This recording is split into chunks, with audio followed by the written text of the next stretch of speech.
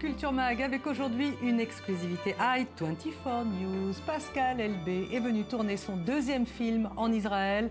Un tournage secret sur un sujet touchy, inspiré ou pas, il va nous le dire, sur l'affaire de l'escroc Chikli. Nous sommes allés sur le tournage, nous avons rencontré l'équipe dont Julie Gaillet. Vous pensez bien qu'un film vaguement inspiré des arnaques au président ne pouvait pas laisser le Culture Mag indifférent, surtout quand c'est Julie Gaillet qui joue dedans. Au sommaire également, on va vous faire découvrir la future nouvelle coqueluche des fêtes et des bamboulas. Il s'appelle Nadav Gedge, il a 16 ans, il va représenter Israël à l'Eurovision avec son tube Golden Boy. Et puis, nous irons à New York, au MoMA, voir l'exposition Aller Simple consacrée aux migrations noires des villes du Sud vers le Nord. Voilà pour le sommaire. Merci d'être fidèle au programme d'i24 News. Nous avons été très chanceux, nous avons été très pugnaces aussi parce que le réalisateur et acteur français Pascal Elbé nous a invités sur le tournage de son nouveau film. C'est un sujet touchy, inspiré plus ou moins de l'affaire Chikli, cet escroc dont le procès s'ouvre cette semaine à Paris. C'est un film inspiré de l'arnaque au président. Nous avons été sur le tournage avec au casting Vincent Elbaz, Julie Gaillet, qui ont accueilli David Gombin en toute simplicité. C'est une belle journée pour tourner. Sur le port de Jaffa en Israël, les équipes de techniciens s'activent. Pascal Elbé est en ville pour son deuxième film. Titre provisoire, La Page. C'est une ville, Tel Aviv, extrêmement cinématographique parce que où vous posez votre caméra, c'est intéressant. Comme il y a une espèce d'urbanisme sauvage, il y a une diversité culturelle, ethnique. Vous pouvez mettre votre caméra partout, c'est un peu comme New York. Il a fallu 4 ans à l'auteur du Fils de l'autre pour peaufiner ce script au sujet plus que brûlant. Et rapidement, le casting s'est imposé. On a décidé de partir très vite dans cette aventure. Ça s'est mis en production assez rapidement. Et donc j'ai appelé des camarades en leur demandant de participer. Et Zabou nous a rejoint tout de suite, Julie Gaillet aussi, Vincent Elbaz. Un casting choc pour un pitch détonnant. Une histoire fictive, mais qui rejoint l'actualité judiciaire. C'est le portrait d'un manipulateur, d'un joueur, qui va sans doute gagner beaucoup au début et puis beaucoup perdre aussi à la fin. Donc c'est le portrait d'un menteur. Hasard du calendrier, c'est ouvert cette semaine le procès de Gilbert Chikli, l'auteur des escroqueries dites arnaques au président. Tout comme le personnage principal du film, l'accusé s'est enfui en Israël. La presse et les commentateurs ont vu dans ce film un biopic de Gilbert Chikli. Pourtant, une question se pose. Dans un contexte d'antisémitisme croissant en France, le film ne va-t-il pas entretenir un malaise? Cette malveillance antisémite, c'est pas un film de cinéma qui la fera basculer ou qui la confortera. Je pense qu'il y a eu suffisamment d'images sur la déportation et sur ce qui s'est passé ces derniers mois et ces dernières années en Europe pour leur faire changer d'avis. S'ils sont toujours antisémites, c'est que vraiment, on ne peut plus rien pour eux. Je suis désolé. L'histoire de La Page est une histoire rocambolesque avec un personnage principal intrigant, comme Vincent Elbaz les aime. Moi j'adore le côté portrait psychologique, étude de caractère d'un personnage. Et puis on passe de la comédie dramatique à une ambiance un peu thriller. Et ce couple-là, au milieu de tout ça, j'adore l'écriture, j'adore les dialogues, le sujet. Et puis oui, il est très très très préparé. Et il est très inspiré par le sujet, donc il invente aussi au jour le jour. Son personnage est fou et génial. Après, en plus de ça, et c'est là où je suis d'accord avec Vincent, c'est que c'est un très très bon réalisateur, Pascal. Être dirigé par des acteurs, c'est toujours très agréable, mais là, il est incroyable. Julie Gaillet, c'est la grande surprise du casting. Et moi, j'ai lu le scénario et j'ai adoré. J'ai tout de suite dit oui. Je l'ai lu comme ça, j'ai adoré. J'ai croisé Zabou quelques jours plus tard en lui disant j'ai lu le scénario de Pascal, c'est génial. Et elle m'a dit ouais, t'as vu, c'est incroyable. Et donc voilà, il y a Zabou aussi qui est dans le film, Batman, et voilà. Elle est en Israël pour la deuxième fois. La première fois, elle avait 15 ans, alors forcément, depuis, ça a changé. Quand je suis venue, j'avais 15 ans et je n'étais pas venue à Tel Aviv. J'étais sortie de l'aéroport à gauche, je suis partie à Jérusalem. Donc en fait, je n'avais jamais vu Tel Aviv et c'est assez beau, sauf dans Valse avec Bachir, ce qui n'est pas vraiment une vision de Tel Aviv en noir et blanc et en animation. Non, voilà, je connaissais pas Tel Aviv. Et je dois avouer que c'est... Et par rapport à Jérusalem, mais quand moi j'étais venue, il n'y avait pas à l'époque le mur. Donc ça aussi, quand on roule, de voir le mur, ça change. Ça a changé, beaucoup changé. Julie Gaillet incarne Barbara, la femme de l'escroc. Elle n'a pas vraiment connaissance des agissements de son mari. Je ne sais pas si elle en a conscience, pas conscience. On joue qu'elle ressent et qu'elle doit, mais qu'elle veut pas voir, disons. Ils connaissent par cœur en même temps, donc il peut pas lui faire à l'envers, quoi. Il essaie de lui mentir, de cacher des choses. Mais elle le connaît tellement bien, son mari, qu'elle le capte tout de suite. Donc ça donne lieu à des scènes très drôles. Un duo d'acteurs très complices, ce qui rend l'atmosphère sur le tournage agréable. Et c'est super agréable de tourner avec Vincent. C'est génial. Ouais, c'est super. Ça se passe super bien. Ah non, mais il m'a fait pleurer. Il m'a vraiment ému, bouleversé dans une scène. Vraiment incroyable. Je suis restée sans voix. Mais c'est vrai, vraiment. Drôle, palpitant, dramatique. Pour son deuxième film, momentanément titré La Page, Pascal Elbé nous promet un rire grinçant. Loin de l'actu, loin des polémiques, loin des paparazzis qui ont traqué Julie Gaillet, le buzz va-t-il continuer? La réponse en salles obscures. À suivre, le futur chouchou des réseaux sociaux, le jeune Nadav Gage. Il va représenter Israël à l'Eurovision. Mais tout de suite, le highlight du jour, David Gombin.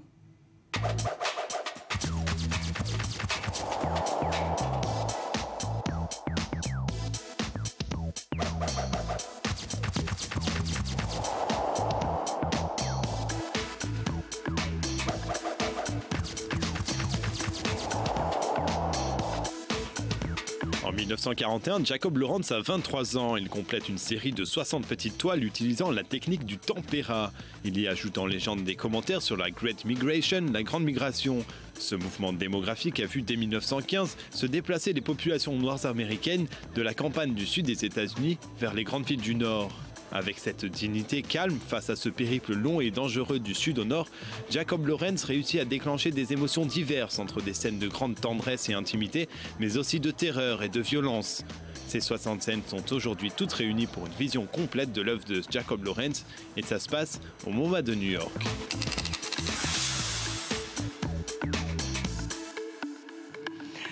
On voudrait maintenant vous faire découvrir celui qui va devenir, à notre avis, la nouvelle coqueluche de tous. Il s'appelle Nadav Gage, il a 16 ans à peine, il est avec nous sur le plateau. Bonjour, merci beaucoup d'être là. Nadav Gage, c'est l'équivalent, il a gagné notamment l'équivalent de la nouvelle star en Israël. Et il va surtout, du haut de son jeune âge, représenter son pays, Israël, à l'Eurovision. La 60e édition aura lieu en mai en Suède. Donc, on l'a avec nous sur le plateau. On a la chance, il parle français, vous allez nous dire pourquoi vous parlez français, mais je voudrais quand même, juste avant que vous commenciez à parler, qu'on vous écoute, parce que c'est un morceau qui est entraînant, qui donne envie de danser, qui donne envie de faire de la fête. Ça s'appelle Golden Boys, d'accord? My ladies, hold me baby, I'm your trigger. You know that my love is bigger. Love. Let the rhythm take us higher. You know it, I'm on fire. Check me out. 3, 2, 1, hey! I'm a golden boy, come here to enjoy.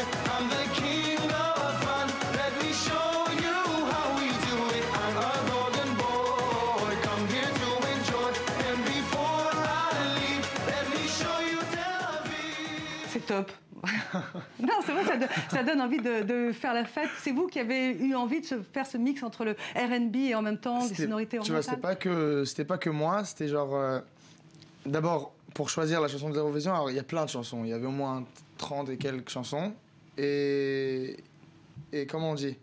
Dites-le en anglais, peut-être que je vous aiderai. Non, il y avait comme une vada. Comment on dit?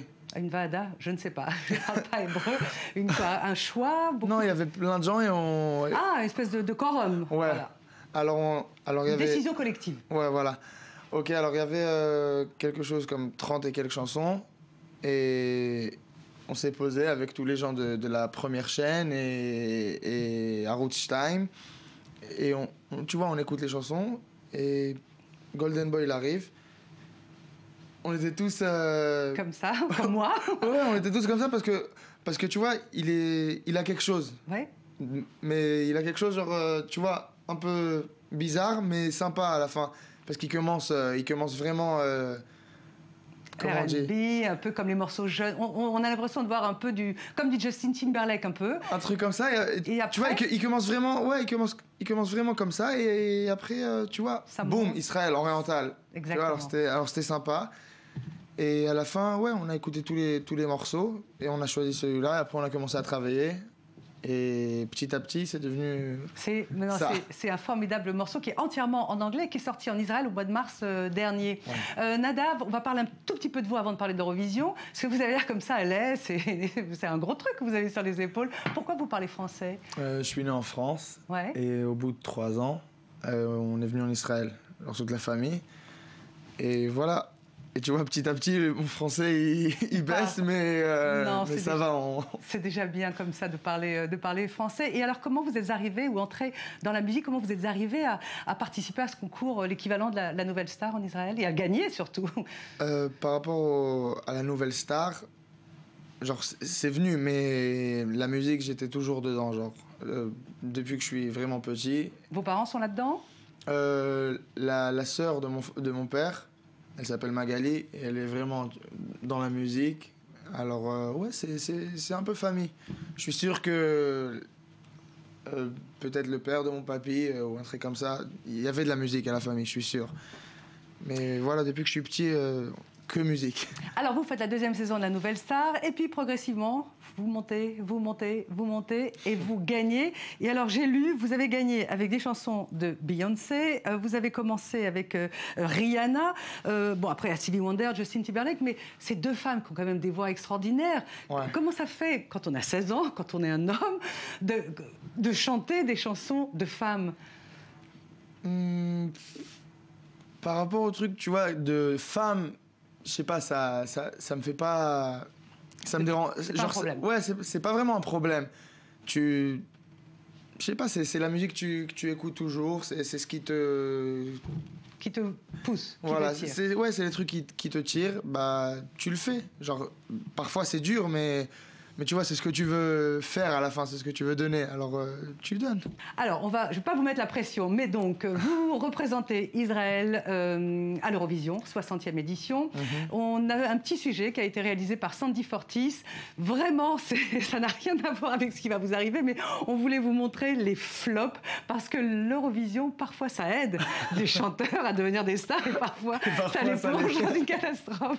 Voilà, c'est le sujet de Sandy.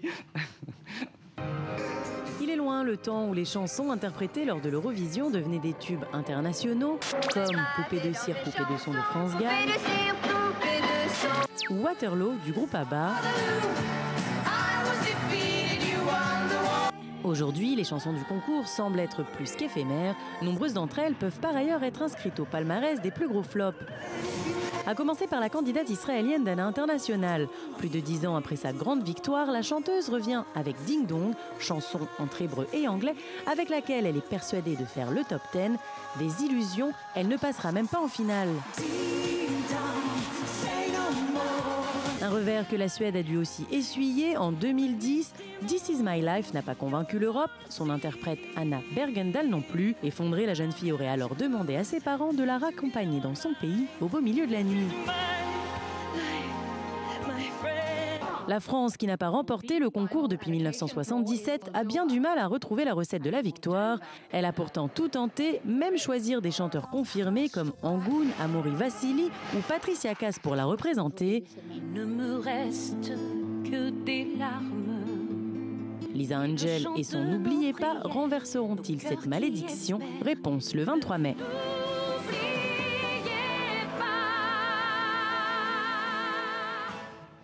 Bon, c'est vraiment... voilà, c'est pas pour vous. Vous êtes angoissé un peu? Non.